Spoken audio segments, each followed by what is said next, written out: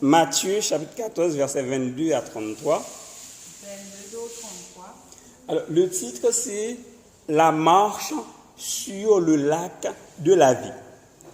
Ataki asitel na awaka na nya boto alibi. C'est un passage obligé. Na wampashi dide namu. C'est une marche obligée.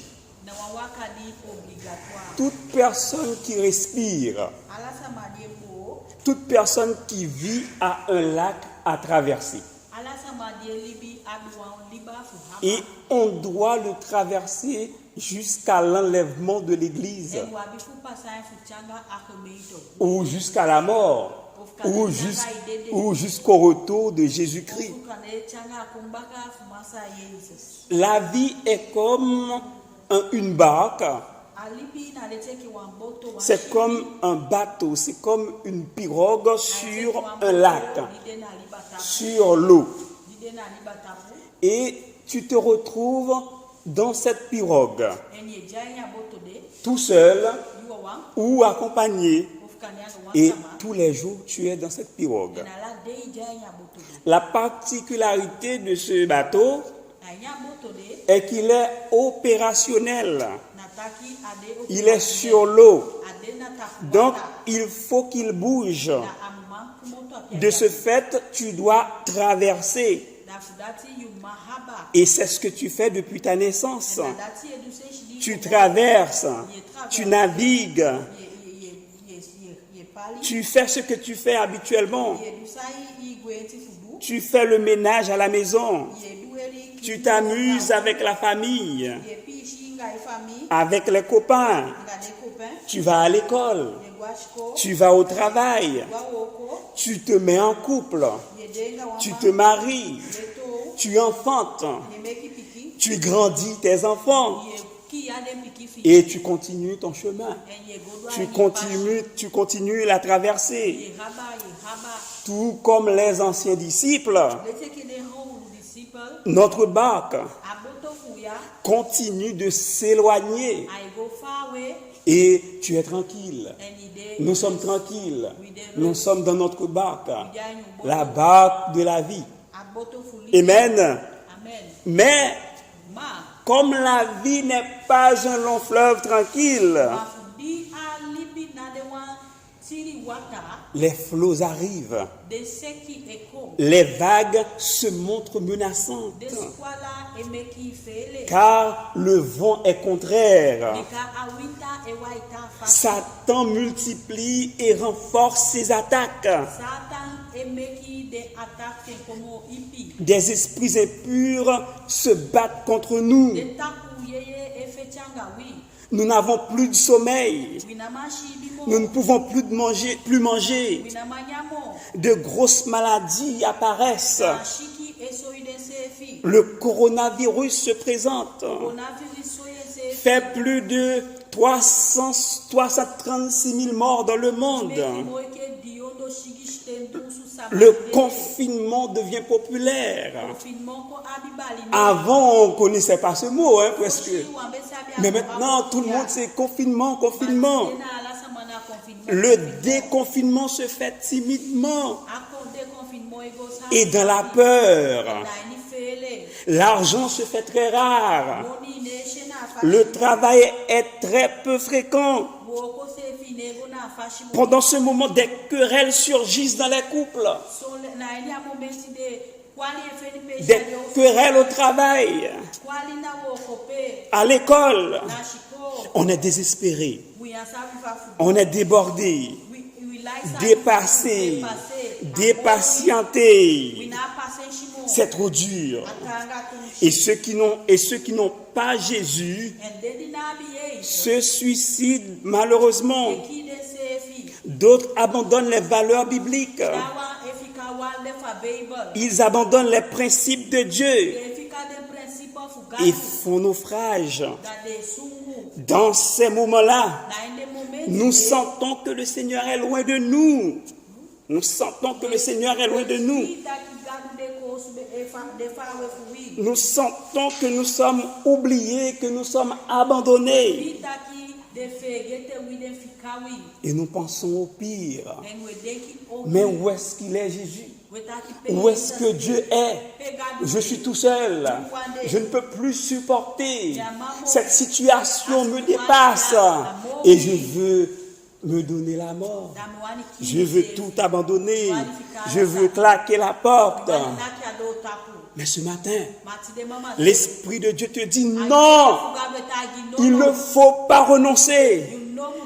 Même si tu as l'impression que Jésus ne te voit pas, même si tu as l'impression que Dieu n'est pas là, c'est juste une impression. Jésus prie pour toi. Et quand la nuit paraît la plus noire, Jésus est tout près. C'est dans ces moments-là que tu dois te lever, retrouver tes forces pour briller. Tu dois te lever, retrouver tes forces pour prier le Seigneur, pour pousser des cris de joie. Alléluia! L'ennemi est vaincu dans ta vie. De Jésus, tu as reçu le pouvoir de marcher sur les scorpions, de marcher sur les serpents, de marcher sur toute la puissance de l'ennemi. Et rien ne peut te nuire, même pas les vagues de la mer. Amen. L'Esprit de Dieu te dit de tenir bon. Ta délivrance n'est pas loin. Car Jésus est en train de marcher sur les vagues qui t'embêtent. Jésus est en train de marcher sur les problèmes qui t'embêtent, les maîtrisant pour venir te secourir. Alléluia, Église. Alléluia, Église.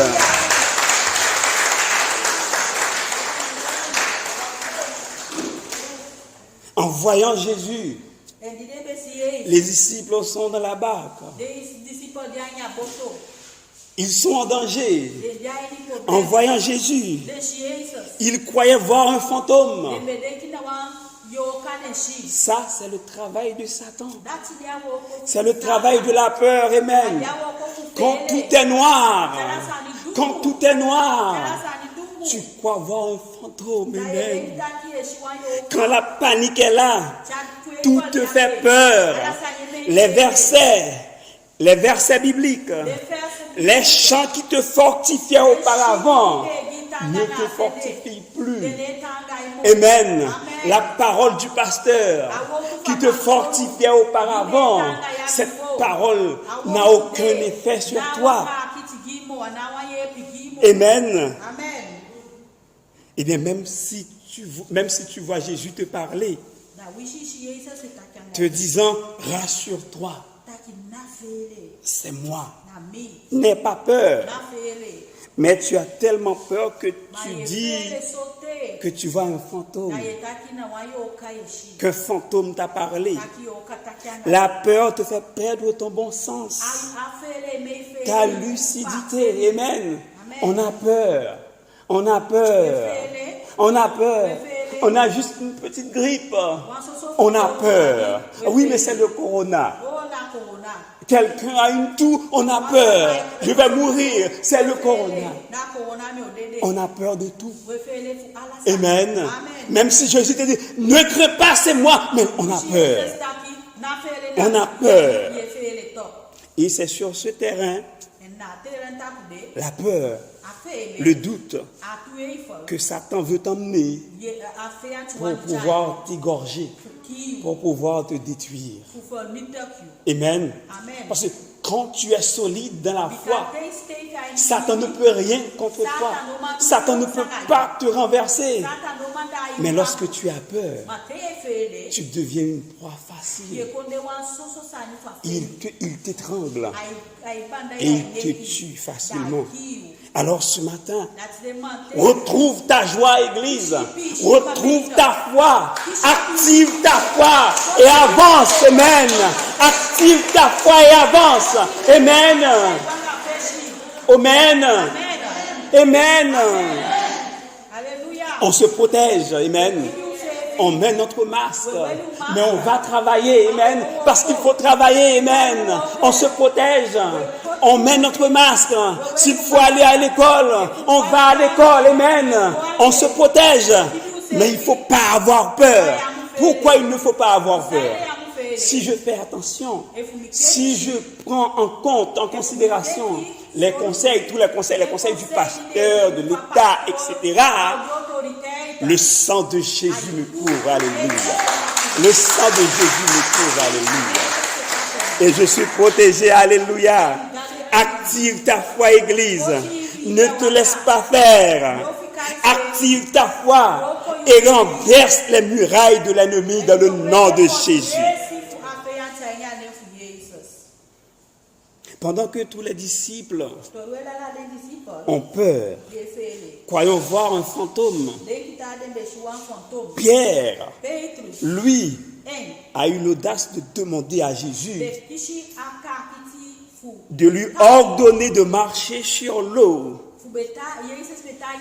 Comme Jésus marchait sur l'eau, alors Pierre a demandé, moi, je veux marcher aussi sur l'eau.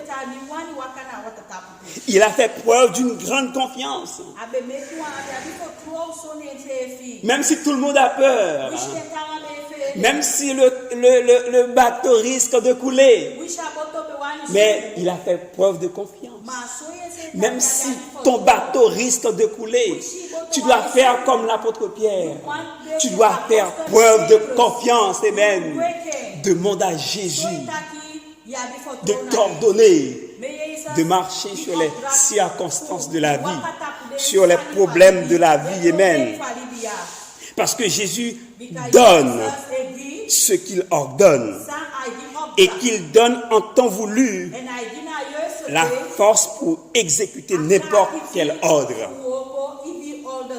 Dans ces moments de déboire, dans ces moments d'incertitude, de méfiance, où tout autour de toi est noir, où tu ne sais plus quoi faire, tu te poses cette question parce que tous les jours, dois-je avancer? Dois-je reculer? Dois-je faire du surplace? Amen. Tu ne sais, tu es perdu. Mais c'est maintenant que tu dois faire preuve de foi. Amen. La foi éclaircit ton ciel. Amen. La foi éclaircit ton ciel. La foi ramène de l'ordre dans ta vie. Amen. Et l'ordre de Jésus. Pierre a demandé, alors Jésus lui a donné l'ordre. Viens. Viens. Pierre a reçu l'ordre de marcher sur l'eau. Toi et moi, nous avons reçu l'ordre de marcher sur l'eau. De marcher sur le lac de la vie. Pierre obéit, sortant de la barque, et commence à marcher sur l'eau. Il commence à marcher sur l'eau. Marcher sur l'eau, c'est marcher sur ses problèmes. Amen. Il a commencé à marcher sur ses problèmes. Il a commencé à marcher sur ce qu'il croyait être impossible. Il était en train de vaincre la peur, l'incrédulité, la maladie, le chômage, le rejet. Il a marché sur l'eau en ayant les yeux fixés sur Jésus. Alors ce que tu dois apprendre par là, c'est que tant que nous gardons nos yeux fixés sur Jésus, rien ne nous est impossible. Garder ses yeux fixés sur Jésus, c'est se concentrer sur Jésus seul. C'est penser seulement à Jésus. C'est éliminer les distractions. Amen. Quand nous ne pensons plus à ce qui se passe autour de nous, nous commençons à marcher sur l'eau. Nous commençons à marcher sur la mort. Nous commençons à marcher sur la pauvreté. Nous commençons à marcher sur le rejet, sur l'abandon, sur les problèmes, sur les querelles à la maison, sur le péché. Oui, nous sommes en train de marcher sur le lac de la vie. Nous sommes en train de marcher sur le deuil, sur les problèmes. Nous sommes en train de marcher sur la trahison. Nous sommes en train de marcher sur le divorce, sur le mépris. Alléluia. Et laisse-moi te dire que cette marche est difficile. La traversée est longue, mais tu vas y arriver, puisque c'est Jésus qui t'a ordonné de marcher sur l'eau et de traverser le lac. Pierre a commencé. Il était tout content, tout joyeux. Ah oui, regarde, je marche sur l'eau comme Jésus. Hein. Personne ne l'a fait. Hein. Mais il a échoué. Il a commencé à marcher, mais un peu plus devant, il a échoué. Pourquoi il a commencé à marcher? Il a marché en voyant, en fait, il a marché parce qu'il avait ses yeux fixés sur Jésus. Et il a échoué parce qu'en voyant souffler le vent, sa foi a diminué. Sa foi est devenue petite. Amen. Sa foi est devenue petite. La foi est partie.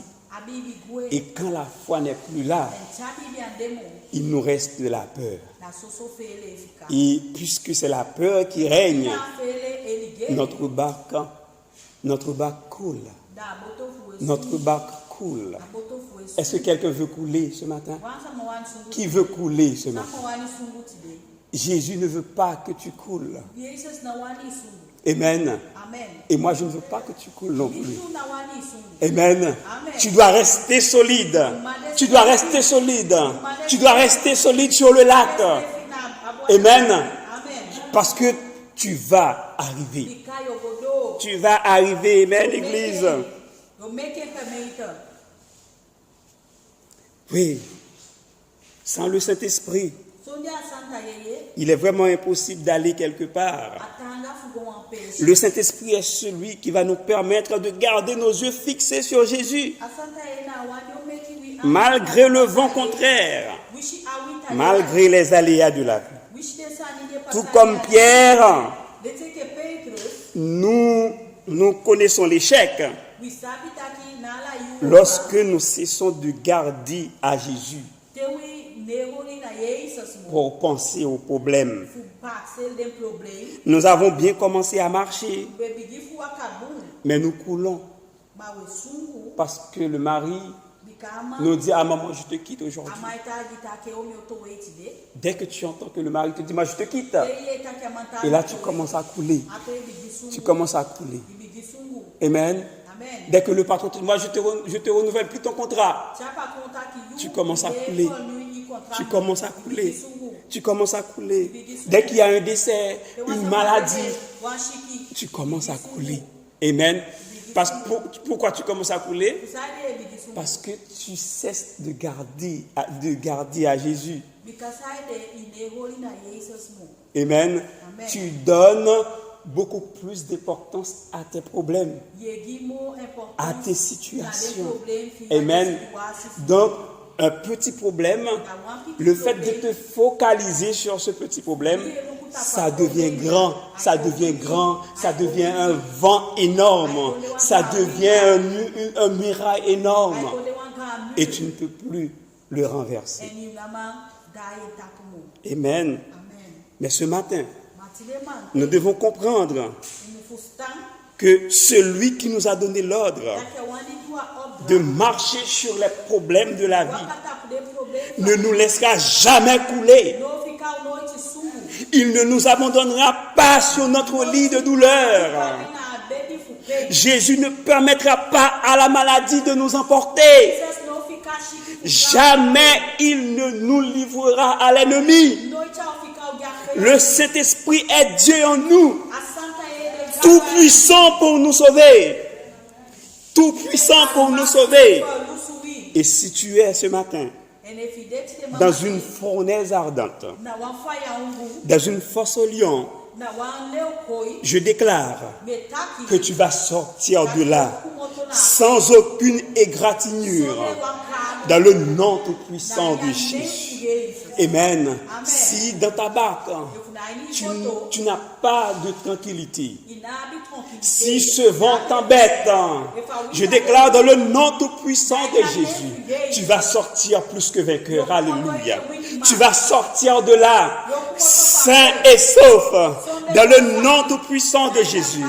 Non, ta pirogue ne coulera pas. Dans le nom tout-puissant de Jésus. Cette maladie ne va pas te tuer. Dans le nom tout-puissant de Jésus. Ton couple ne va pas couler. Ton mariage ne va pas couler. Tes enfants ne vont pas couler. Dans le nom tout-puissant de Jésus. Tu ne mourras pas. Tu vivras. Pourquoi? Parce que tu as quelque chose à raconter. Tu n'as pas encore raconté les merveilles de Dieu dans ta vie. Alors tu ne mourras pas. Continue de marcher, continue de naviguer, malgré les vents, malgré les circonstances. Continue, parce que ton Dieu est là. Tu n'es pas seul. Amen. Puisque ton Dieu est avec toi, tu ne vas pas couler. Parce que Jésus ne peut pas couler. Alléluia. Alléluia. Alors tu vas sortir de là. Amen. Tu vas sortir de là. Amen. La victoire t'appartient. Tu es victorieux. Tu es victorieux. Dans le nom tout-puissant de Jésus. Amen. Eh bien, sois béni, Église. Jésus t'aime. Tu es plus que vainqueur. La victoire t'appartient. Amen. Dans quelques jours, tu vas nous raconter les merveilles de Dieu. Amen.